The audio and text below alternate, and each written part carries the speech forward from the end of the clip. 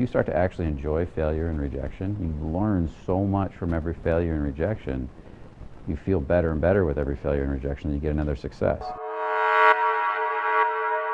Mistakes, failures, and rejections. They're kind of all the same thing, but a slightly different version, right? Getting rejected, making a mistake, having a failure. It all has that heavy feeling. Who avoids that stuff with like the plague? Who avoids mistakes, failures, and rejections? You're going to start collecting.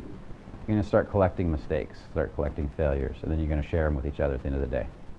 Write them down, and then you're going to share them, and you're all going to laugh over them. The more, the better. Whoever has the most, you should all buy them dinner. How many mistakes did it take Thomas Edison to make the light bulb? 10,000 tries, and then he finally got it on the 10,000th, so right around there. And he changed the world. There's light bulbs everywhere now. So at the point he invented the light bulb, he was 0.0001% successful, and with that he changed the whole world.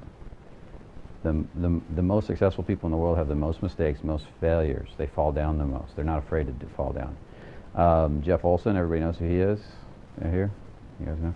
Jeff Olson wrote the book The Slight Edge. It's a phenomenal book about success. You should all read it if you haven't. Everybody puts it in their top few books. He was moving into a new territory with his company, and he was going to take the sales into that territory for the first time, new country. And he wanted to become dominate that country before anybody else did. So he said, I had this elaborate plan, double my failures. I get twice as many rejections as I normally get in a day, a month, a week. Why does that work? Say I need to get 10 sales a week. Every no, every time as I'm moving towards a sale, feels heavy, right? And that can drag you down, make it harder and harder to get the next sale. But if you focus on the failures and you enjoy them and you laugh at them, then that carries you to the next success. And the successes just happen naturally.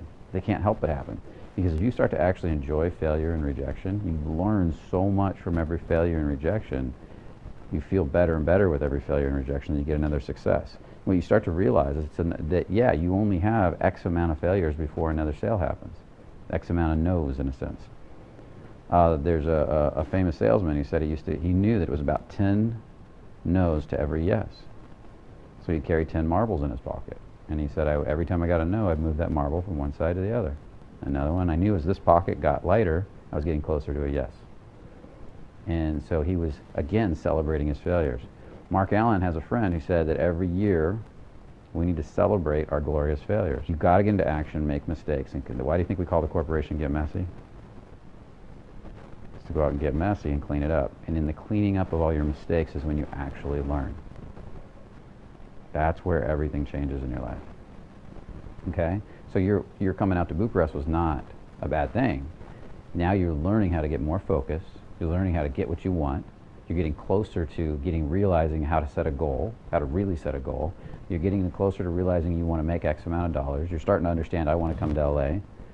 All these different things you're starting to realize in your life because you made this journey. So you can't fail, you can only learn. And if you keep doing that constantly, all day long, quick decisions, committed, are going to cause you to have failures and successes all day long, which teach you stuff, which then get you closer to who you're really supposed to be. It's like concentric rings on a tree.